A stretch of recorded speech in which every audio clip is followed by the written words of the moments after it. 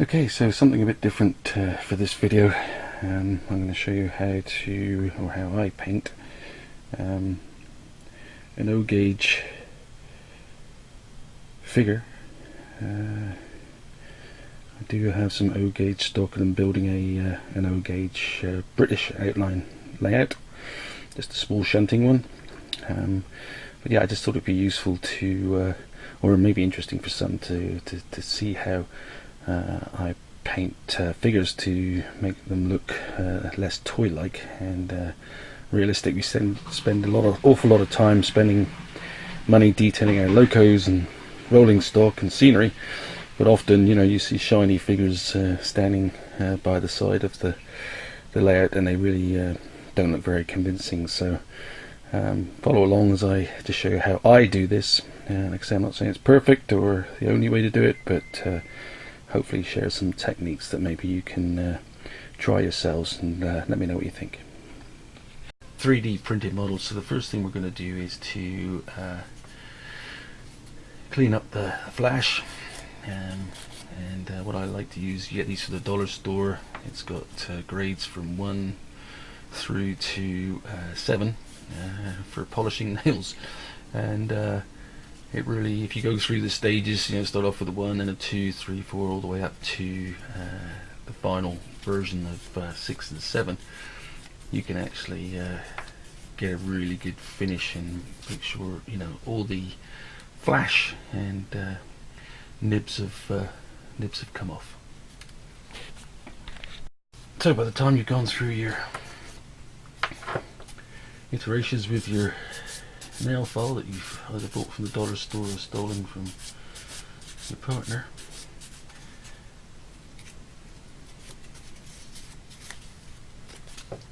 you get a really nice finish, nice and smooth, without losing any of the details that the molder has spent an awful lot of time creating for us.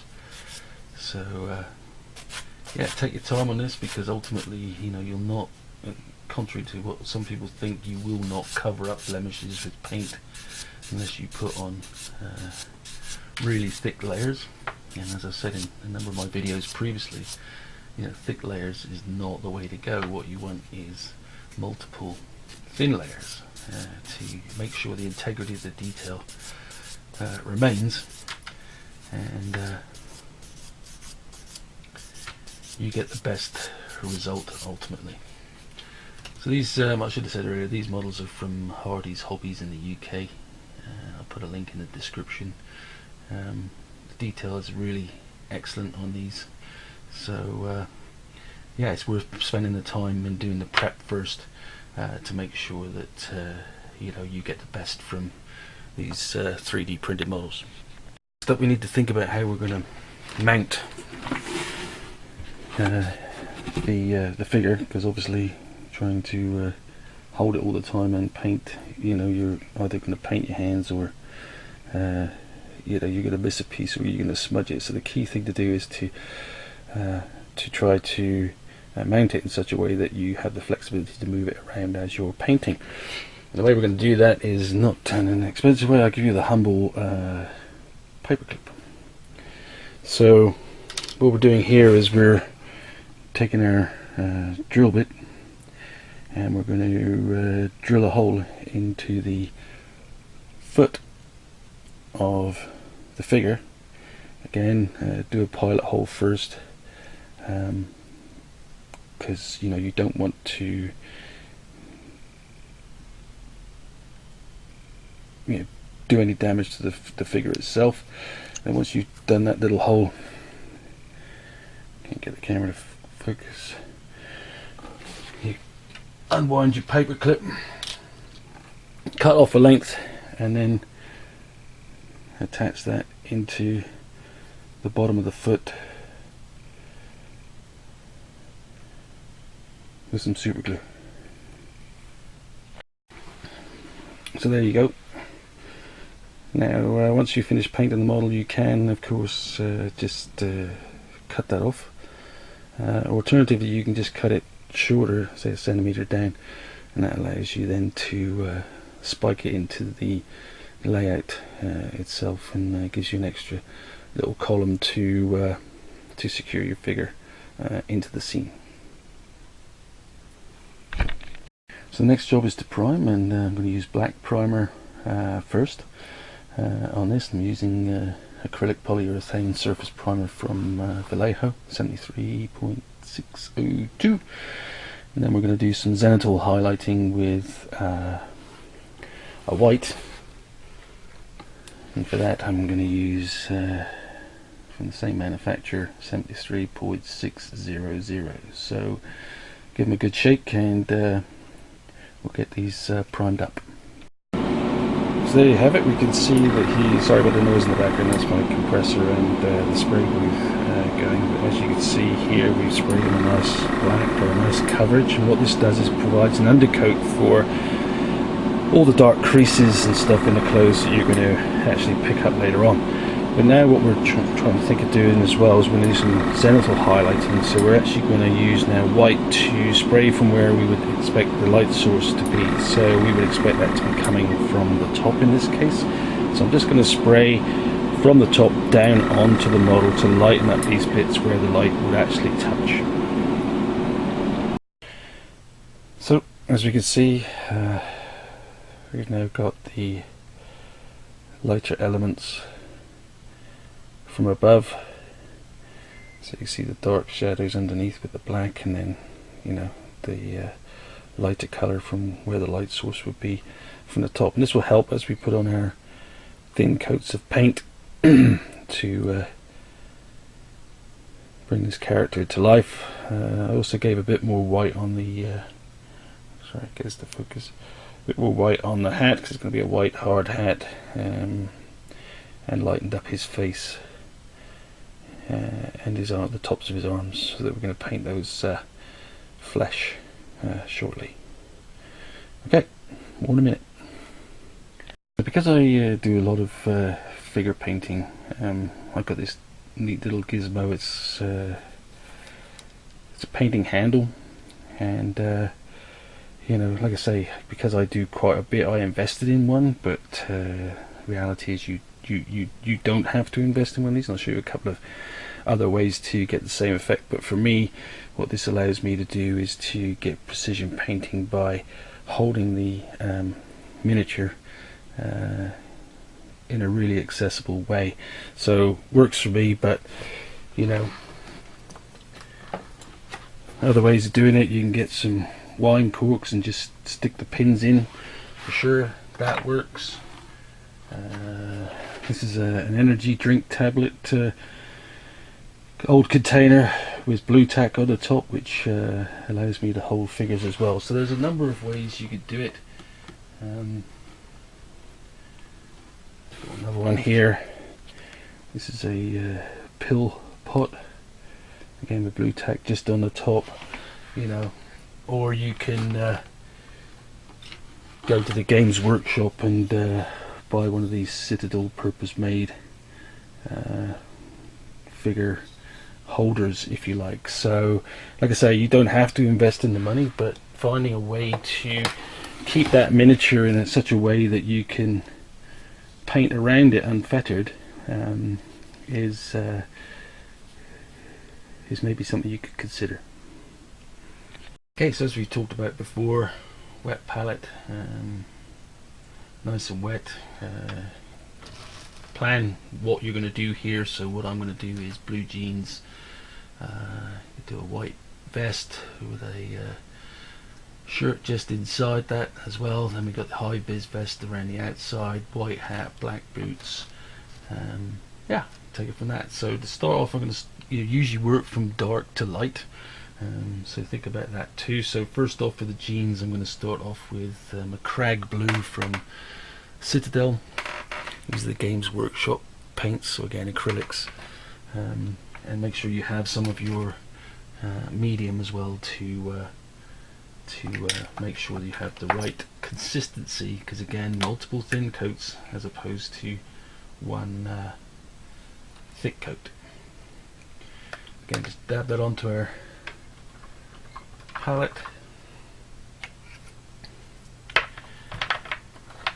Get some medium alongside it as well, just to make sure we've got the right, or we can adjust the consistency accordingly on our wet palette.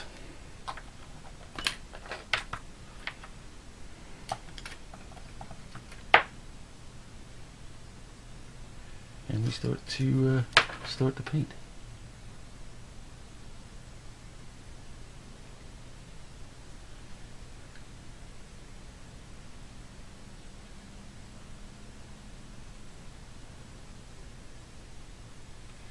Blue jean baby. And as you can see, as we're painting this, you know, the dark primer underneath, you know, lets us see those dark shadows in the folds, so it just gives a bit more body to where those folds are. Yeah, I'll keep it fairly accurate, but it doesn't matter if you go over the bits that aren't painted yet, because obviously we'll cover those over. But again, we go dark to light. What you don't want to be doing is painting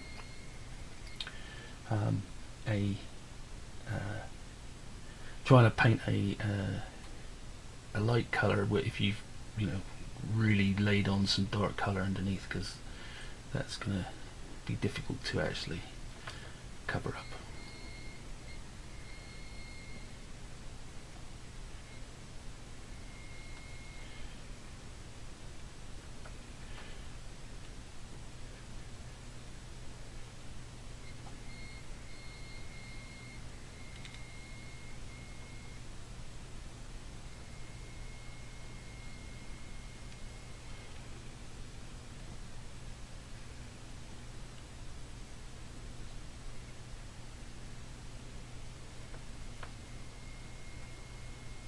And this model has some really superb details. The creases in the trousers, the jeans are just super. And you don't want to lose those through the painting process. What you want to do is to accentuate those through the painting process.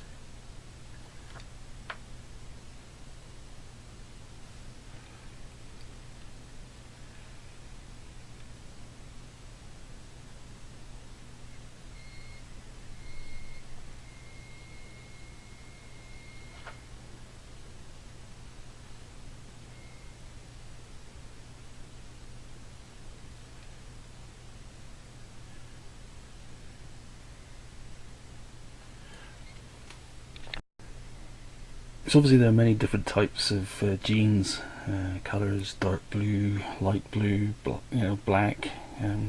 So pick a colour you want. But what you'll find in almost all jeans is they have, you know, fading down the front, you know, and maybe around the back side as well. So what we'll do now is to look at adding some fading to the jeans. So this time I'm using another Citadel Games Workshop colour. This is Calgar Blue, slightly lighter than the previous colour. Okay, so if we just start to think about the fading down the front of the denim. Again, you know, take your cue from the real thing.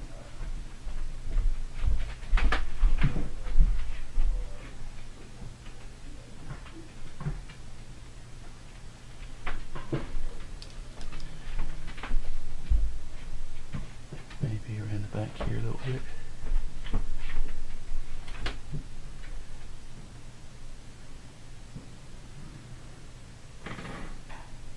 And those seams. Maybe a little bit down the side as well.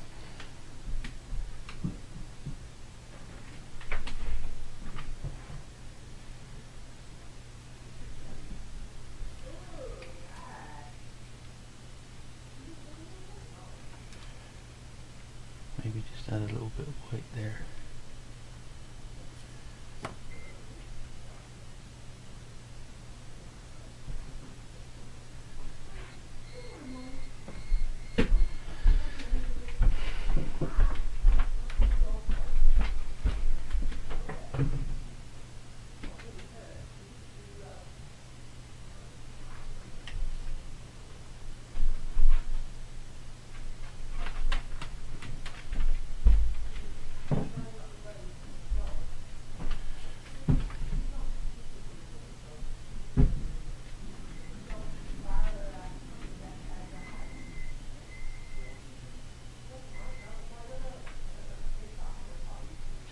these highlights.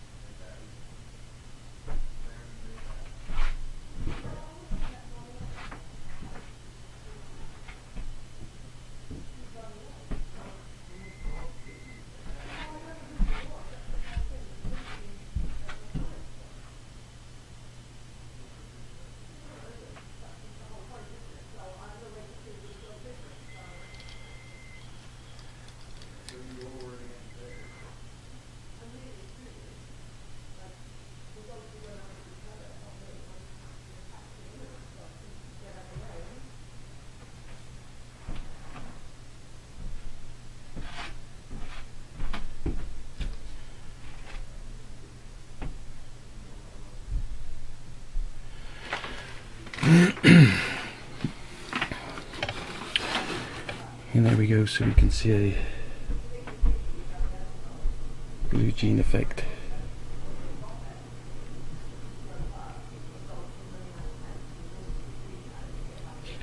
So next up we're just going to do some black. Just again using our wet palette.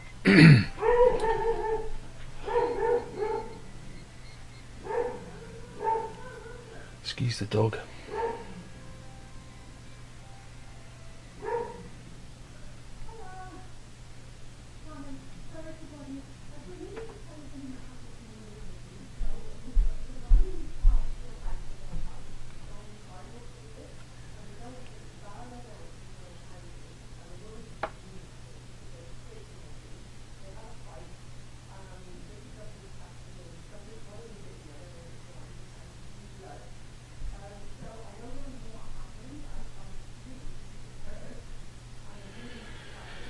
And you know, shoes are black, but they're also usually the boots are quite shiny. So I'm using a just the Vallejo black, but it's got a nice shine to it, right? So again, what we're going to do is to make sure we, you know, not just make it as black, but actually that we've got, you know, highlights that you'd see off some boots, and then we'll put some dirt around it again, depending on where you're placing your figure. I mean, if you're placing it in the desert, then it's going to be a light colored sandy type dirt. If you're placing it, you know, in a mud bog, it's going to be brown. And if you're placing it on a dusty cement siding, then you know, maybe you should have some grey or beige on it. So again, you need to think about where you're going. And this one's actually, the character's actually holding something in his hand, so we're going to paint that black as well at the same time.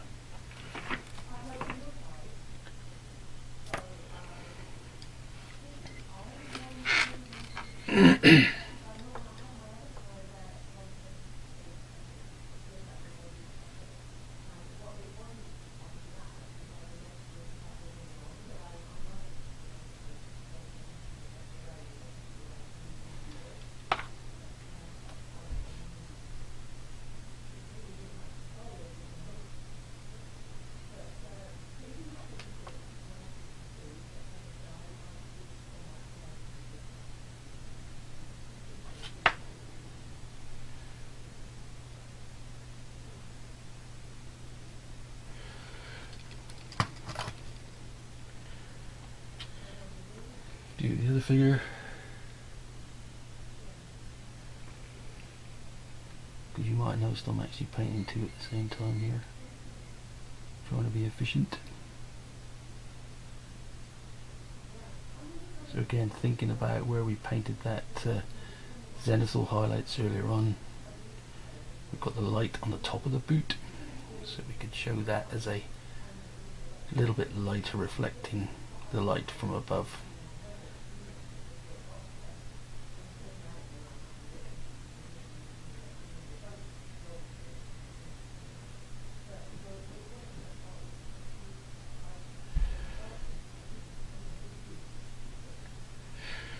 Actually looks a bit too shiny, so I'm gonna just put some mix a little bit of brown in there as well, just to tone it down a little bit, because if they're anything like my boots when I'm working, they're anything but shiny.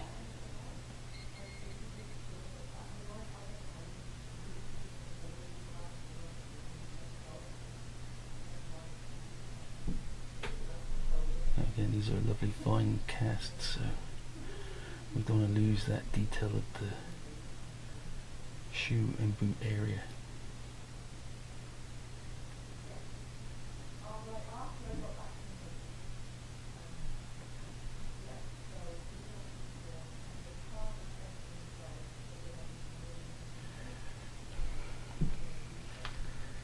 Let's go back with a little bit of brown on this one too.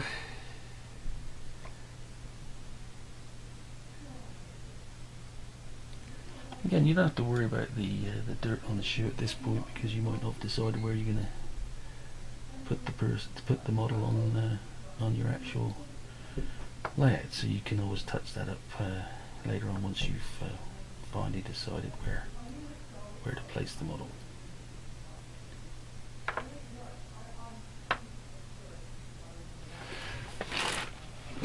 So again, trying to get a bit more of a close-up shot there, so I get the camera to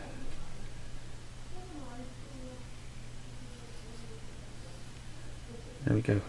Rarely are things, you know, one colour, either black or white or whatever else, so you know, mixing your colours to make them look more realistic is the way to go. And of course, you know, always think about the prototype. So you know, I'm sitting here in jeans and I can see how my jeans wear, as you can see from this, and I'm just replicating that with the model. The remainder of this, I'm just going to keep painting, and you know, you'll see, rather than talking about it, you'll see which colours I've chosen, and you know, again, just making it up as I go along. And I'll speed this up so you can see how it takes place, and we won't have to listen to my wife on the phone upstairs. And then I'll come back at the end to show you a few more tips in terms of bringing it all together.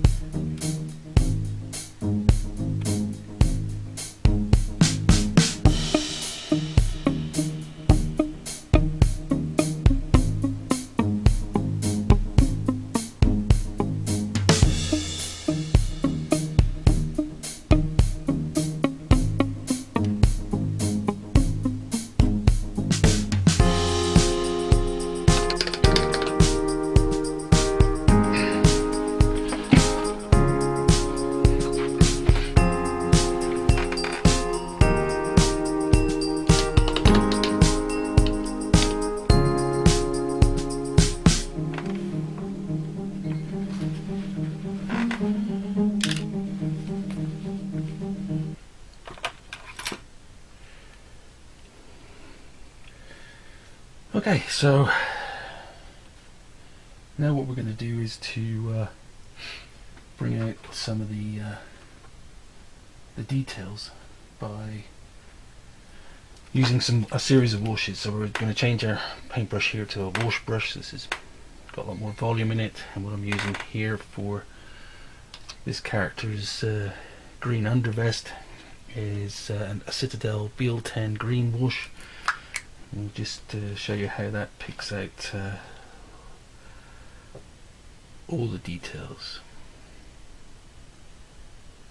Again, as we slop this on, it finds its own spot.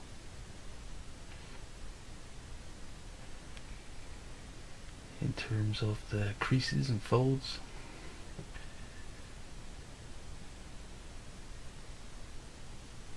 Again, just being careful not to ruin anything you've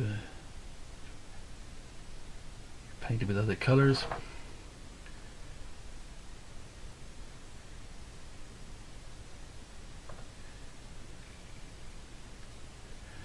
But it gives it much more body. So if I can get it to focus, as you can see now, it's brought out the focus. It's brought out the creases and folds in the shirt. Again, it's quite adaptable, so we could use this for the grey shirt that we've put on this other character that I've been painting at the same time.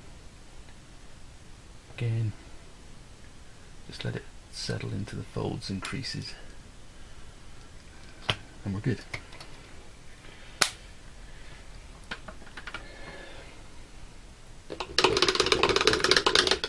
Clean out the brush, and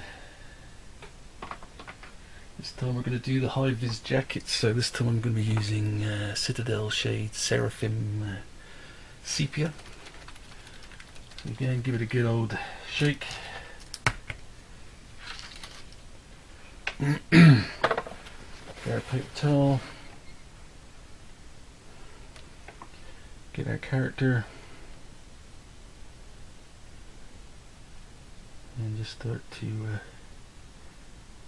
get this on the high-vis shirt, and as you can see straight away, it's just toning down what we had before, which was, yeah, high-vis shirts are high-vis, but at the end of the day it looks very toy-like if you just have it just a single colour of orange.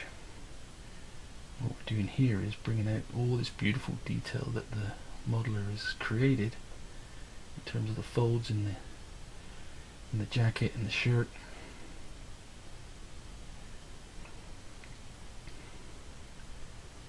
It just takes it to a new level. I mean, the reason I picked this actual model was because of the hand in the pocket and the way that was modelled and looked. And you know, by using the wash in such a way, you're actually accentuating that fantastic piece of detail.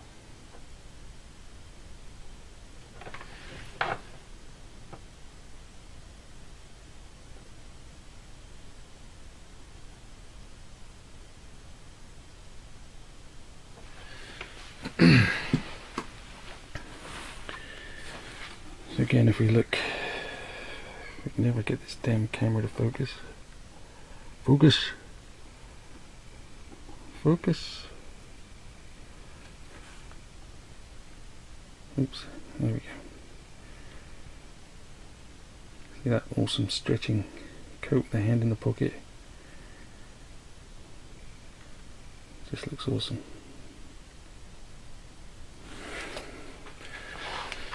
Okay, so let's do this with the other one.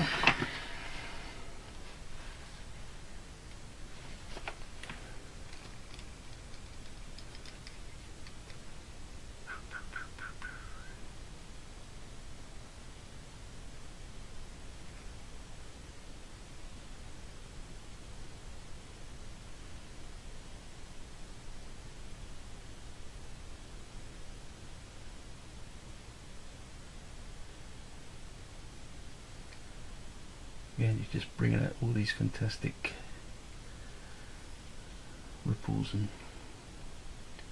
folds in the clothing that the artist so carefully modelled in the original for the 3D print.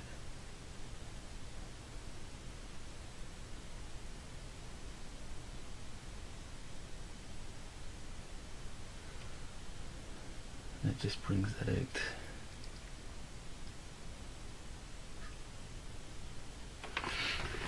Fantastically. I think you'll agree that it gives it a much better look.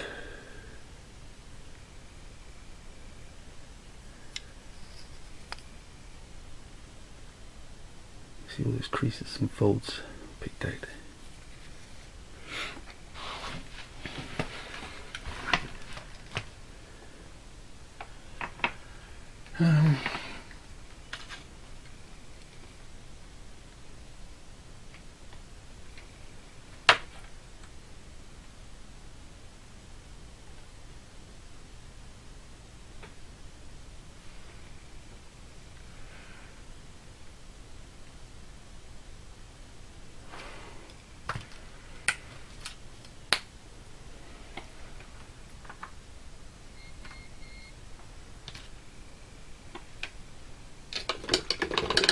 Right, just all bit I missed. I wanted to get that before I forget it. Talking with a mouthful. So the final wash that we're going to use is Agrax Earthshade again from Citadel. Good shake, and we're going to use this for the skin tones.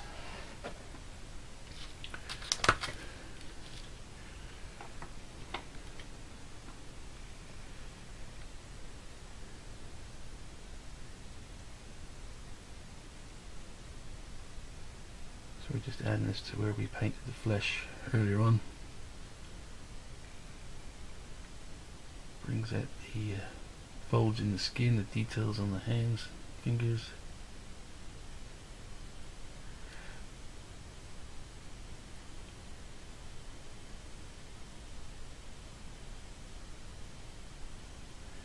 And of course then when we get to the face,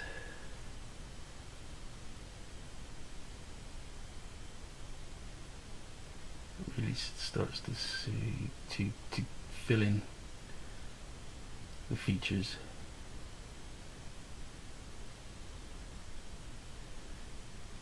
To give the miniature life.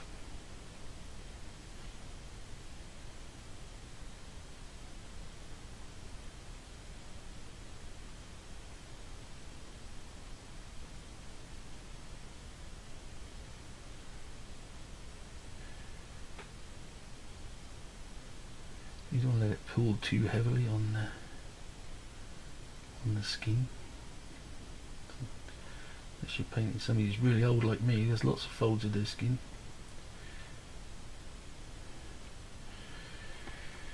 Ha ha ha.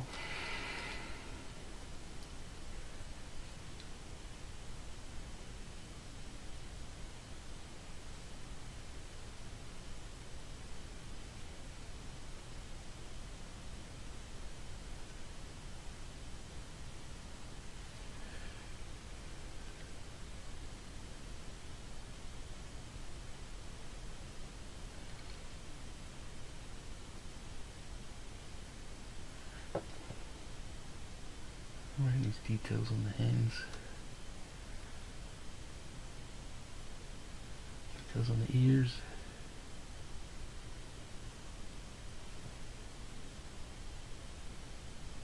And again, it's not 1/35 scale, so you've still got some muting of details for sure. But again, if you're looking at it on the railroad on your layout, then as long as it gives a good impression from the distance you normally view, then you're good to go. So if I can find him in the camera, there we go.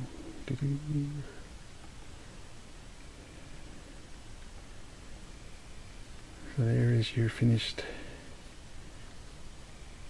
guy. Just going to paint some hair on the back. Job's a good one.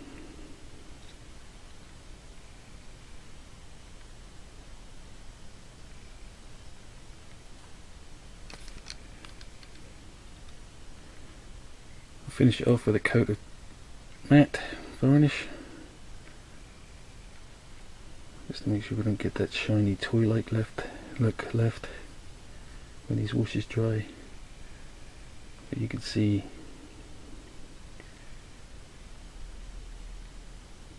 these two would be a cool addition to your layout. So thanks for watching. Please subscribe, like, and if you've got any questions or comments, please add them in the comments box below. Speak to you next time.